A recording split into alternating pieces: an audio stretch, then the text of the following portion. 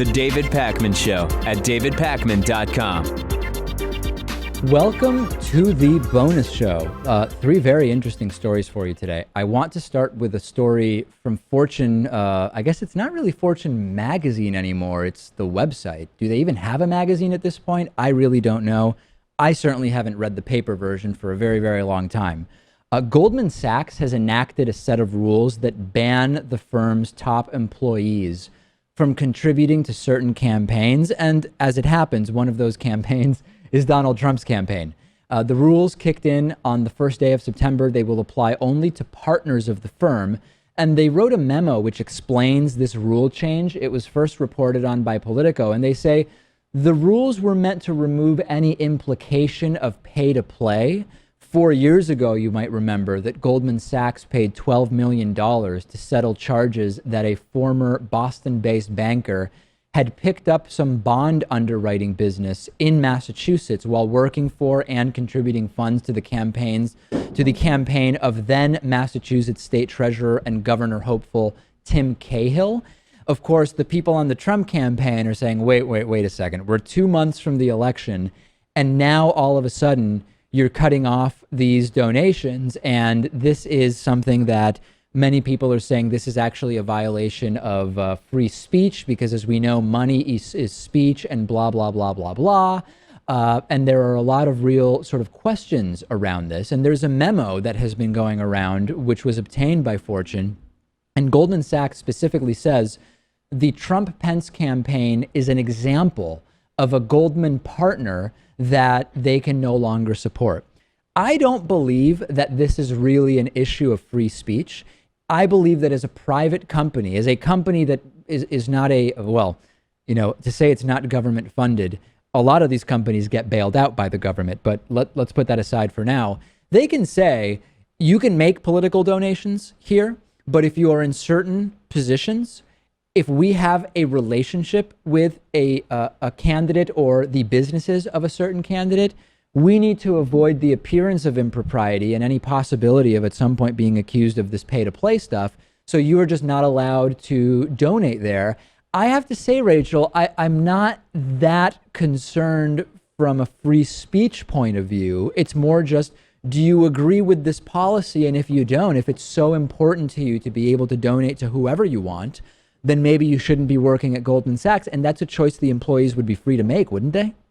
I think so. I mean, I definitely think that even if they're trying to make a statement that this isn't a statement, it's going to come across as kind of a bold move, so to speak. And I think it's interesting, and I definitely appreciate when certain companies like PayPal or Apple has taken certain stances on issues that that's in accordance with their values. So while I appreciate it, I think it definitely could get a little bit messy, I think. One of the things that Fortune reported on, because you might say, okay, well, Goldman Sachs is doing this, but wouldn't this be a problem for a lot of companies? Back in July, Fortune reported that SEC rules could make it nearly impossible for the Trump-Pence campaign to raise money from any private equity managers, period, because between the two of them, they have so many pre-existing business relationships that would actually violate SEC rules. So this is, on the one hand, some people are slamming Goldman Sachs. On the other hand,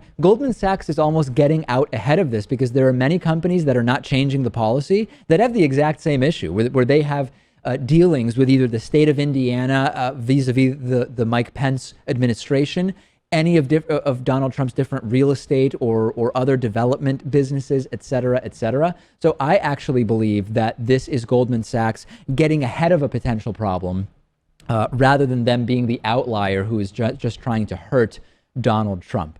There's a super interesting article in The Atlantic that I read. And you know, if you've been listening to this show for a while, that I've been saying automation and technology will destroy jobs. In the early 1900s, at the beginning of the 20th century, new technology destroyed some jobs, but it created new industries that led to even more jobs. So technology was a net positive in terms of employment. We are now at the point where automation and robots and technology are getting so advanced that there is no longer a net positive effect. Technology in the next 20 years is going to destroy jobs and not create enough new industries or jobs to make up for that. Transportation, we've talked about many times. We've got driverless Ubers already in Pittsburgh. Although temporarily, you still need to have a human that can take control of the vehicle. We did a story recently about driverless drone farm tractors, which are going to drastically upend agriculture. We already know about the driverless truck corridor that is in place, I forget exactly where, somewhere in the mountains of the United States and in mountain time zone. We know about automated ore mining trucks that are already operating in Canada. This is happening. So first of all, you agree, Rachel, that there is really no turning back the flow of technology at this point and saving jobs merely for the sake of not eliminating certain industries. Right. But I also think that if you're in the technology sector, there's going to be more jobs because they need people who are engineering all these technologies and who are writing the code and who are creating the robots. Oh, yeah. But then if you're in a position of, say, someone who is in customer service, then it's going to be, it's going to take over. So there's no doubt that automation is going to create some jobs. It's just that the net effect is going to be very, very negative. So anyway, I read this very interesting article in The Atlantic called The Next Industrial Revolution. And of course, it predicts that we are going to see, they're calling it the next industrial revolution, but really what we're talking about is automation and self-driving cars, healthcare, robots. There's no doubt in my mind that for many medical procedures, robots are eventually going to be better and have a lower error rate than live human surgeons for many procedures. This is going to, as the article in The Atlantic suggests, destroy millions and millions of jobs. And yeah, I don't know how anyone can really disagree with that at this point. I know that it's kind of sad in a way, but for years, every time I talked about self-driving cars, people would email me and they'd say, David, you're wasting time. I mean, this is just, it's just not happening. And today we have self-driving cars being piloted in countless countries. And if you believe that the pilots are going to fail and everybody will say, you know what, we tested it and we're not doing it, you're sort of living in a fantasy world. I think the biggest risk that we can make as a society of humans right now, Rachel, is to focus only on denial that this is happening and ignore thinking about what changes we need to make to adapt to this coming change. I think that is the biggest risk. We should be talking about basic income. We should be talking about so many things. And if we ignore that, that's really concerning to me. I think so too, but I also believe that people aren't acknowledging the fact, well, maybe they're acknowledging, but they're having trouble accepting that if there's certain things that the human brain is not equipped to understand, or it's just too much information. Looking at big data, for instance, if we can train a computer or a machine, a deep neural network, to understand that information, then we're going to advance society. And while that then may push some jobs under the rug, so to speak, those advances are instrumental. If we adjust our expectations of society in the right way, right? I mean, we just need to say, if we eliminated the need for everybody to have a full-time job in order to subsist, one of two things could happen. The people who have the jobs that won't be automated will do fine, and everybody else is going to basically sink into poverty and will become a dystopian, horrible society, the likes of which you see in science fiction books and movies. That's one way it could go. The other way it could go is we say, hey, you know what? We've gotten so advanced as a culture that now basically people can get by with 20-hour-a-week jobs because we've established a basic income, because we are moving post-scarcity when it comes to things like basic food supply, basic shelter, etc. These amenities need no longer be rationed in a way where the poor don't get them. And we're going to rethink everything we're doing, and your well-being is not going to be as directly connected to employment. I get, you look very skeptical over there, Rachel, and I get that this is sort of like a long road that we're going to go down, but if we don't think about this in a real way, we're just going to see a broadening of the wealth inequality and income gap, and it's going to be sort of bad for everybody. We'll continue talking about it. Check out this article, The Next Industrial Revolution. Okay, real quick, there's this story in the Washington Post out of North Carolina about some clowns clowns that were spotted in Greensboro, North Carolina, except that they weren't blowing up balloon animals for kids, there was actually a guy dressed as a clown in Greensboro who was walking around with a machete. No, I'm sorry. I'm telling this story completely wrong, aren't I? I think you know the story better than I do. The clown was chased by a guy with a machete, wasn't he? Yes, but the issue with the clowns is that it was reported by a bunch of citizens in North Carolina that they were seeing these clowns who were trying to lure children into forests and just kind of doing everything you would probably not want a clown to be doing around your children. And they were spotted near dumpsters. But then the issue is that there was kind of a lack of a confirmation from police officers. Yeah. So then the credibility of all of these citizens who were saying they were seeing these clowns was declining, so to speak. And however, this isn't the first time that there's been reports of kind of crazy clowns. But believe me, I know. Yeah, there was this one report of a clown.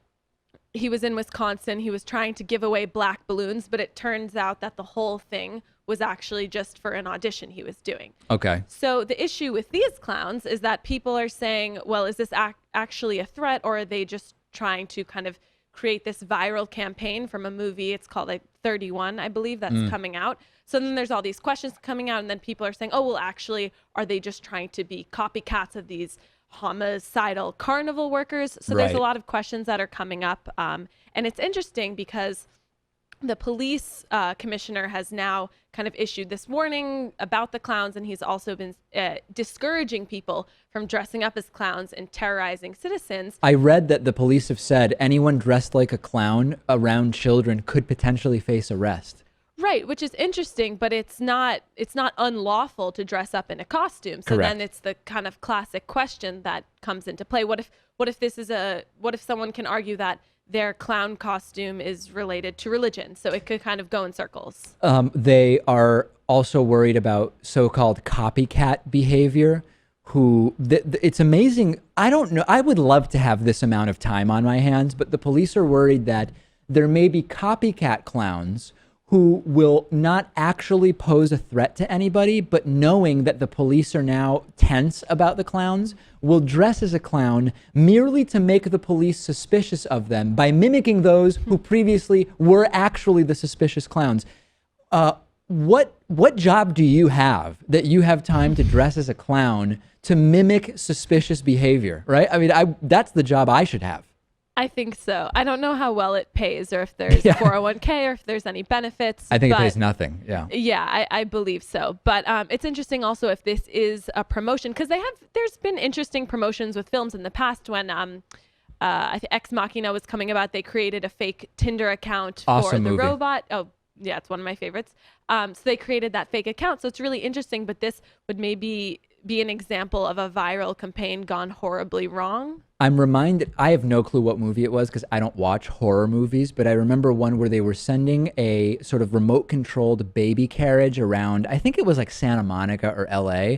And there was a baby doll that looked creepy. It was like a creepy, like a scary baby, like a possessed baby, I guess is what I'm saying. And you could drive the baby carriage with a remote controller.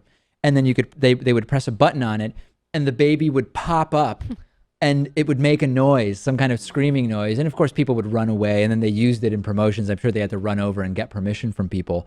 It seemed like, although it was literally terrorizing people on the streets of what I believe was Los Angeles, it got so much attention that it actually seemed to work well. And I don't recall any police intervention being required for that one. Seems like you can do these viral campaigns without the police saying, if you even dress this way, you're going to be considered a suspicious person. Right. And I think that they're also doing something well because they're not caught by police officers. Yeah. They haven't been able to track or nail them down. So I think that's an interesting tactic. It's also interesting to me why they chose North Carolina as opposed to Boston or LA or New York. But I'm thinking it may be for this very reason, because they're getting this type of attention in smaller places. I think you're probably right. Very, very weird. By the way, you know how a lot of people are afraid of clowns? They have this irrational, I mean, I guess irrational in the sense that generally, other than these clowns, I guess, clowns don't really pose a threat to people. But I know a lot of people who are just afraid of how clowns look. Do you have that? I don't personally. I understand where a child could come from seeing this large could look slightly menacing with their face paint type of figure who's just creating all of these tricks and magic. Yeah. So I can understand where that comes from, but it's interesting because the entertainment clowns in North Carolina were trying to separate themselves from these clowns, saying we are not them. We still have a job to do. The legitimate, Don't group us in with them. the legitimate clown community of North Carolina wanted to leave no doubt that they are not part of this suspicious clown community, warring clown factions apparently in North Carolina. And they may have to further disassociate themselves from the copycats. Yeah, So- well, now you have the copycat suspicious clowns, the suspicious clowns, and then just regular clowns, which many people are still afraid of in many cases. Okay, that's the bonus show. Thank you for watching. Thank you for listening. The David Pakman Show at davidpakman.com.